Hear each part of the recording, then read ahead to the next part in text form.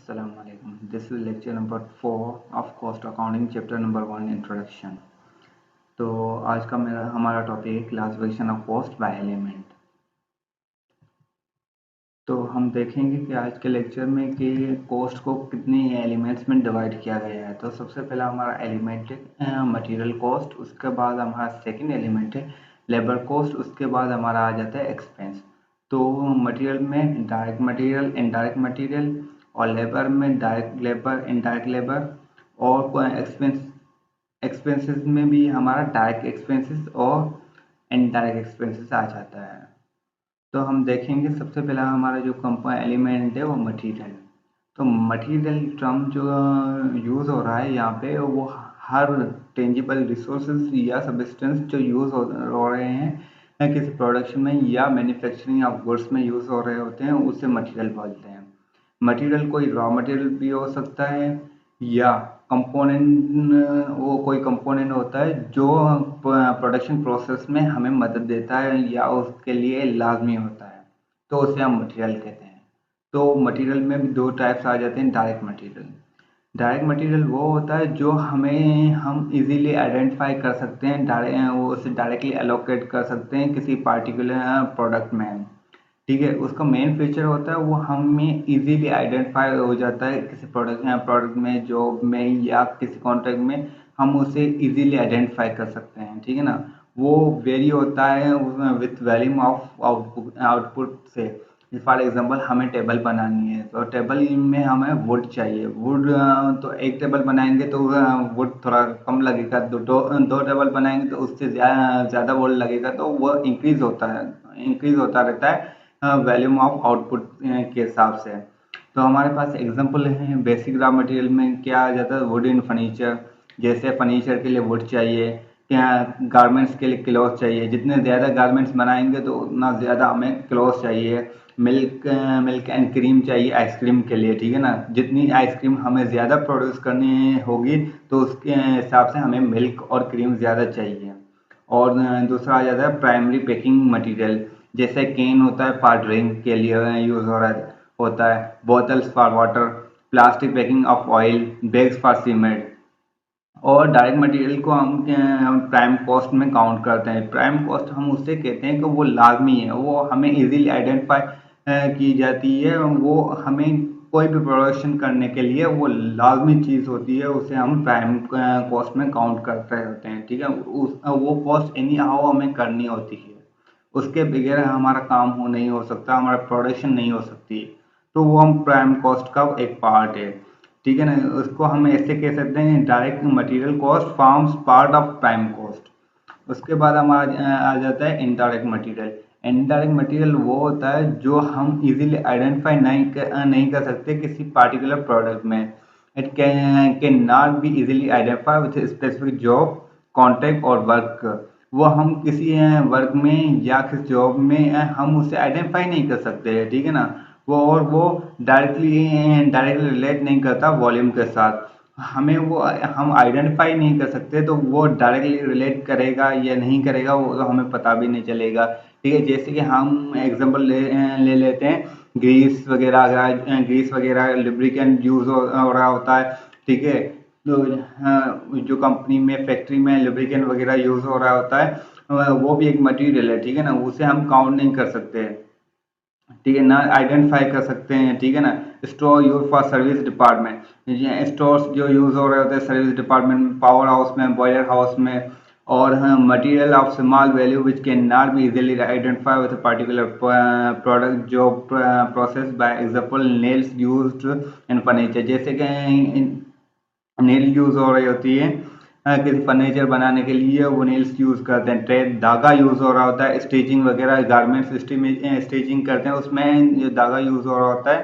ठीक है, वो भी हम इजीली देख नहीं सकते। ठीक है ना, और वो भी इनडायरेक्ट मटेरियल में काउंट हो रहा था। और जो भी हमारा इनडायरेक्ट मटेरियल है वो किसका पार्ट है, ओवरहेड्स। ओवरहेड्स वो एक्सपेंसेस हैं, वो कॉस्ट है जो हम इजीली आइडेंटिफाई नहीं कर सकते। ठीक है ना, और इनडायरेक्ट मटेरियल भी इसका पार्ट है ओवरहेड्स का। और ये ओवरहेड्स को हम एक नेक्स्ट लेक्चर में नेक्स्ट अपकमिंग लेक्चर में हम डिटेल से एक्सप्लेन करेंगे कि ओवरहेड्स क्या होता है और इसका ब्रॉडर कैटेगरीज क्या होती हैं। तो हम नेक्स्ट लेक्चर में इसका ब्रीफली डिस्क्राइब करेंगे। उसके बाद हमारा दूसरा कंपोनेंट आ जाता है लेबर। तो बेसिकली लेबर क्या होता है, ये एक is more important factor of production है, ठीक है ना। ये एक ह्यूमन रिसोर्सेज है जो किसी प्रोडक्शन के प्रोसेस में है पार्टिसिपेट करता है। और labour cost is a significant element of cost of a product और सर्विसेज, क्योंकि लेबर बहुत इंपॉर्टेंट रोल प्ले करता है, ठीक है। और वो फैक्टर ऑफ प्रोडक्शन का भी पार्ट है। For costing purpose, labor may be classified into a broader categories. एक डायरेक्ट लेबर आ जाता है। Direct labour is that labour which can be easily means easily identify हो जाता है किसी जॉब में या कॉन्ट्रैक्ट में और वर्क ऑर्डर, ठीक है। जैसे कि जो all labours directly engage in converting raw material into finished goods, वो हर वो बंदा जो डायरेक्टली इन्वॉल्व है। जैसे कि जो फर्नीचर बना रहा है कारपेंटर, तो वो डायरेक्टली इन्वॉल्व है, तो वो हमारा डायरेक्ट लेबर हो गया, ठीक है ना। वो जो रॉ मटेरियल को फिनिश गुड में चेंज कर रहा है, वुड को एक फिनिश एक शक्ल में चेंज कर रहा है, एक शेप में चेंज कर रहा है, एक मीन्स एक प्रोडक्ट में चेंज कर रहा है, वो हर वो बंदा जो डायरेक्टली इन्वॉल्व हो जो रॉ मटेरियल को फिनिश गुड में चेंज करने के लिए, तो उसे हम डायरेक्ट लेबर बोलते हैं।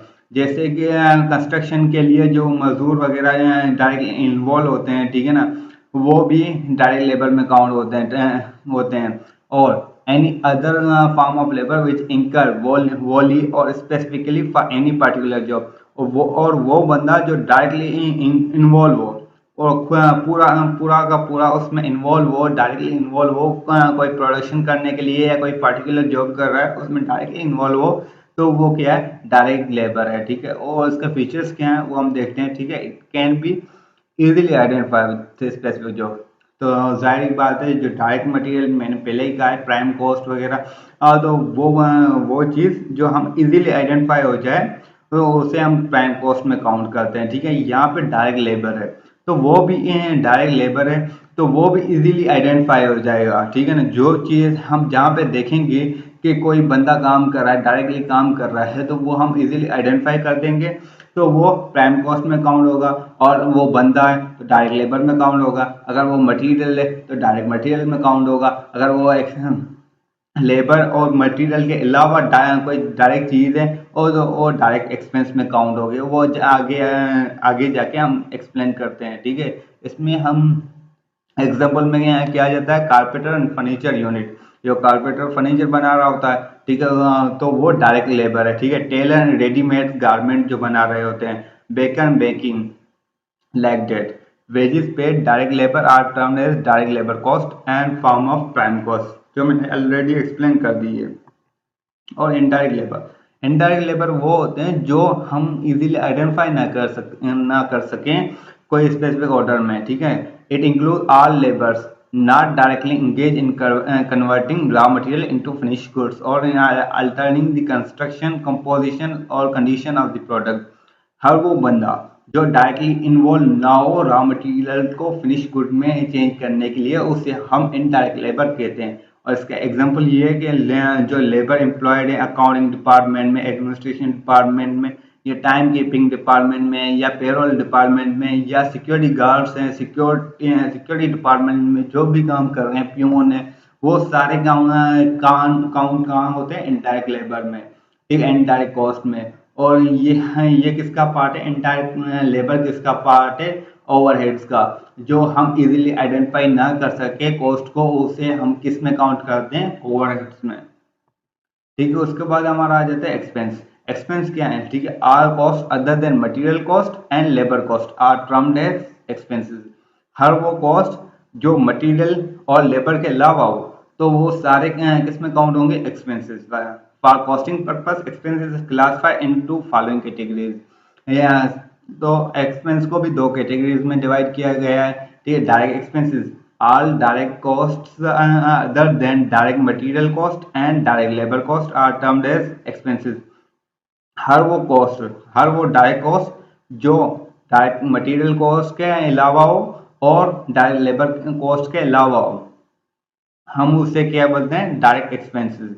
These can be easily identified with thus can be directly allocated particular product job और process वो easily identify हो जाएगी, ठीक है, वो उसे हम easily allocate कर सकेंगे। और इसका एक फार्मूला है डायरेक्ट एक्सपेंसेस को मेजर करने के लिए, जो डायरेक्ट कॉस्ट होगी उससे हम माइनस कर देंगे डायरेक्ट मटेरियल कॉस्ट, और डायरेक्ट लेबर कॉस्ट माइनस कर देंगे तो हमें डायरेक्ट एक्सपेंस मिल जाएंगे। उसके फीचर्स क्या हैं, और बाकी की तरह it can be easily identify with specific job contract और वर्क, और ये वेरी होगी विथ वैल्यूम ऑफ कॉस्ट। इसके एग्जांपल क्या है, excise duty based on output. Excise duty जो हमें पता है, कोई भी हम with in the country with in boundary line के हम जो भी ये चीज प्रोडक्शन करते हैं उस पर टैक्सेस वगैरह लगते हैं, उसे एक्साइज ड्यूटी बोलते हैं, ठीक है ना। हायरिंग चार्जेस, मशीन टूल वगैरह जो हम हायर कर रहे होते हैं, मशीन वगैरह जो हम किराए पे ले रहे होते हैं, मशीन या टूल इक्विपमेंट, तो वो सब क्या आ जाते हैं, एक्सपेंसेस में आ जाते हैं। और ये किस चीज़ का पार्ट है, मैंने पहले ही कहा, जो भी डायरेक्ट चीज़ें हैं, डायरेक्ट एक्सपेंस है, डायरेक्ट लेबर है, डायरेक्ट मटेरियल है, वो सारा किसका पार्ट है, प्राइम कॉस्ट का। और उसके बाद हम हमारा लास्ट है, ठीक, इनडायरेक्ट एक्सपेंसेस। इनडायरेक्ट एक्सपेंसेस क्या होते हैं, all indirect cost other than indirect material cost and indirect labour cost are termed as indirect expenses. Basically जो इनडायरेक्ट एक्सपेंसेस है, यहाँ पे मैंने इनडायरेक्ट नहीं लिखा, डायरेक्ट लिख लिया है गलती से, ठीक है। तो यहाँ पे क्या होगा, indirect expenses equal to indirect cost minus indirect material cost minus indirect labour cost. हर वो एक्सपेंसेस, हर वो इनडायरेक्ट एक्सपेंसेस में जो labour cost, indirect labour cost, indirect material cost के अलावा वो हमारा किस में काउंट होगा, इनडायरेक्ट एक्सपेंसेस में काउंट होगा, ठीक है। इसमें इसका फार्मूला क्या है, ये जो इनडायरेक्ट कॉस्ट है उससे उसमें से हम माइनस करेंगे इनडायरेक्ट मटेरियल कॉस्ट, और इनडायरेक्ट लेबर कॉस्ट को माइनस कर देंगे तो हमें क्या मिल जाएगा, इनडायरेक्ट एक्सपेंसेस मिल जाएगा। उसके बाद इसका फीचर्स क्या है, it can not be easily identify specific jobs contact, ये है इजीली आइडेंटिफाई नहीं हो सकती, ठीक है। उसके बाद इट मे और not very directly with the volume of the output, ये वेरी करेगी या नहीं करेगी आउटपुट के साथ। इसके एग्जांपल क्या है, रेंट, रेंट तो हमें देनी है, ठीक है, उसमें उसमें भले प्रोडक्शन हो रहे हैं, उस बिल्डिंग में भले प्रोडक्शन हो रही हो या नहीं हो रही हो, उस बिल्डिंग में हमें टैक्स भी पे करना होगा, रेंट्स भी पे करने होंगे, रेंट्स भी पे करनी होगी। और repair, insurance and depreciation of building plant and machineries furniture, जो हमारे पास फर्नीचर पड़ा हुआ है, हमारे पास जो बिल्डिंग है, हमारे पास जो मशीनरी है, उस पे रिपेयर्स का खर्चा भी आएगा, इंश्योरेंस का भी खर्चा आएगा, और डेप्रिसिएशन चार्ज भी होगी। भले हम उससे यूज कर रहे हो या नहीं कर रहे हैं, भले वो हमें प्रोडक्शन दे रही हो या नहीं दे रही हो, उस पर खर्चा तो लाजमी आएगा, ठीक है। और टेलीफोन एक्सपेंसेस, ये भी हमारा इनडायरेक्ट एक्सपेंसेस में आ जाता है। लाइटिंग है, हीटिंग है, क्लीनिंग एक्सपेंसेस भी हमारा इनडायरेक्ट एक्सपेंसेस में आ जाता है। और इनडायरेक्ट एक्सपेंसेस को हम डेट क्या ओवरहेड्स में ट्रीट कर रहे होते हैं, ये इनडायरेक्ट एक्सपेंसेस भी ओवरहेड का पार्ट है।